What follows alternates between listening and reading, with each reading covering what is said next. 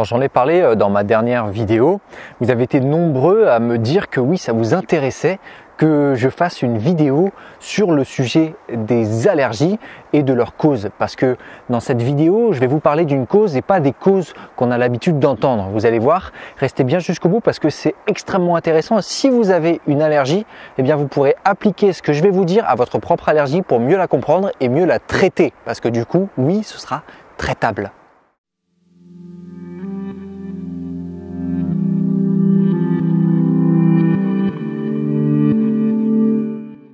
Alors évidemment, des allergies, il y en a de tout type, des alimentaires, il y en a des respiratoires et en général, il y a un responsable, en tout cas une responsable. On dit souvent que c'est l'histamine, l'histamine qui monte, qui est inflammatoire, qui va produire la réaction allergique. Et du coup, qu'est-ce qu'on fait?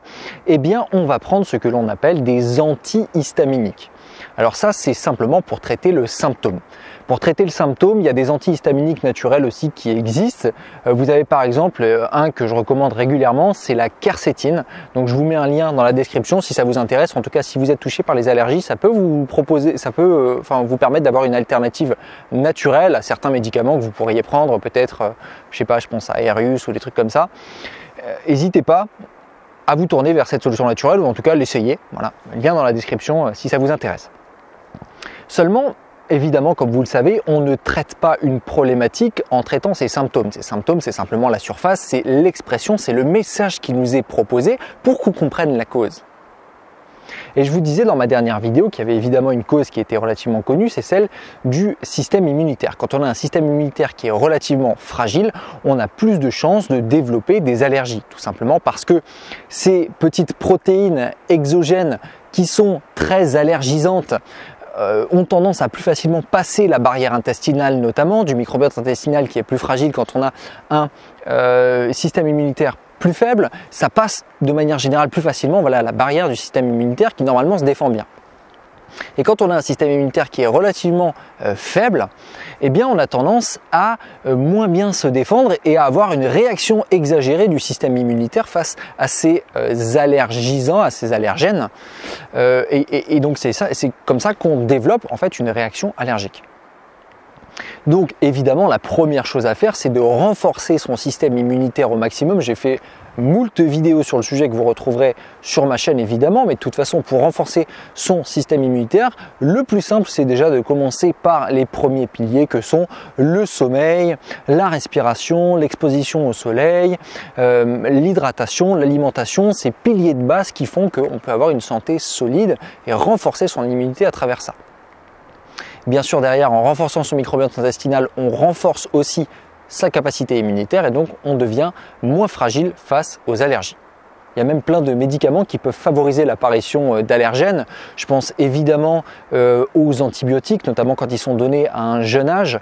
On ne développe pas bien son microbiote, on a des fragilités. Du coup, ces allergènes ont tendance à passer la barrière intestinale. On développe par la suite des allergies, donc on devient plus fragile.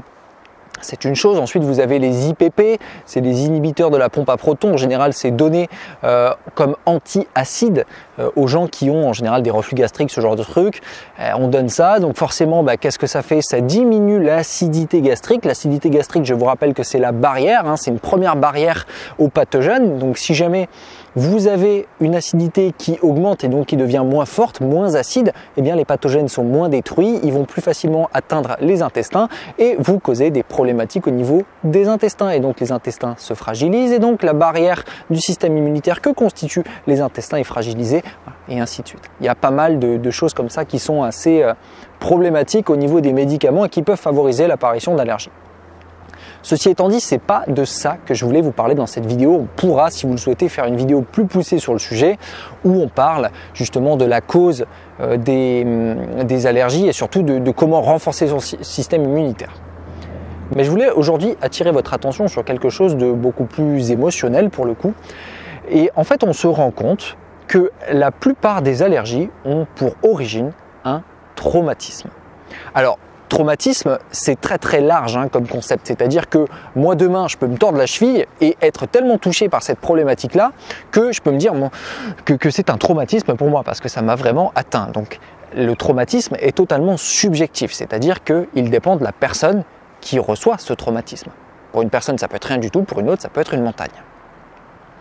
Et en fait, on se rend compte qu'en général, l'apparition de la plupart des allergies peut être imputable à un traumatisme. Je m'explique.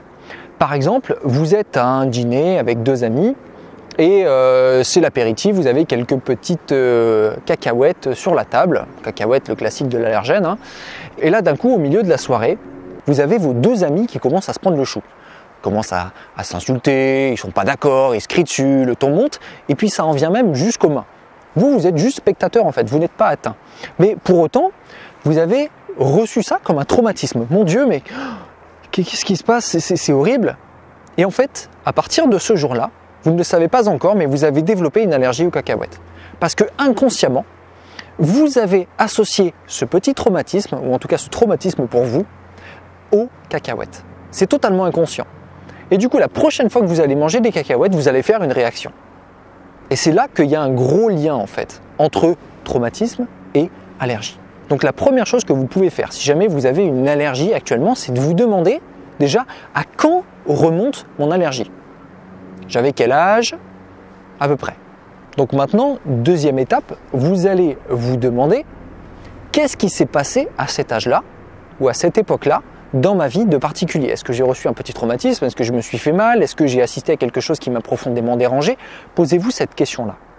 Et ensuite, la troisième étape, eh bien, ça va être de travailler sur la perception de ce traumatisme, entre guillemets, faire la paix avec ce traumatisme.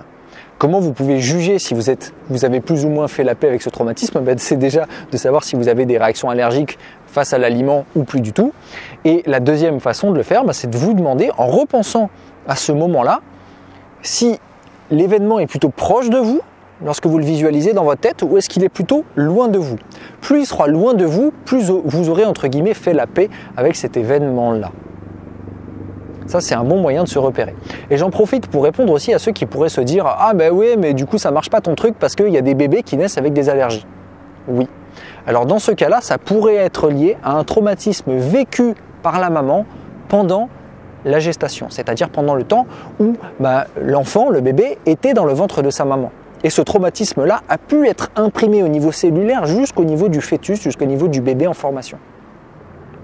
Donc ça peut aller jusque-là. Donc c'est extrêmement, extrêmement puissant. Et ça marche aussi pour les allergies croisées, c'est-à-dire que par exemple, si jamais vous étiez en train de manger des pommes, je ne sais pas, il y a un traumatisme qui se passe, vous êtes allergique aux pommes et en fait vous pouvez avoir une allergie croisée, par exemple pomme, pêche. Parce qu'il y a les allergies croisées aussi, c'est-à-dire que c'est des molécules qui sont proches et du coup, le système immunitaire les associe. Il dit « Oh tiens, c'est la même chose » et en fait, il répond de manière inadaptée pour les deux. Alors que pour autant, le jour de votre traumatisme, c'était une pomme et c'était pas une pêche. Donc je ne sais pas si vous connaissiez cette cause des allergies, mais elle est clairement trop peu connue. D'ailleurs, j'allais dire très peu connue, mais elle est trop peu connue.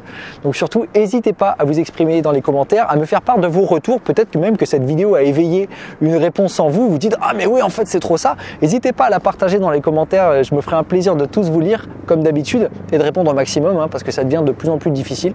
Vous l'imaginez bien. En tout cas, si cette vidéo vous a plu, n'hésitez pas à mettre le gros pouce vers le haut juste en bas, à vous abonner. Je suis désolé pour le bruit d'hélicoptère qui est en train de tourner au-dessus. Je ne sais pas du tout si vous l'entendez ou pas, mais voilà, désolé si jamais c'est le cas. Et puis moi je vous dis à la prochaine, prenez soin de vous.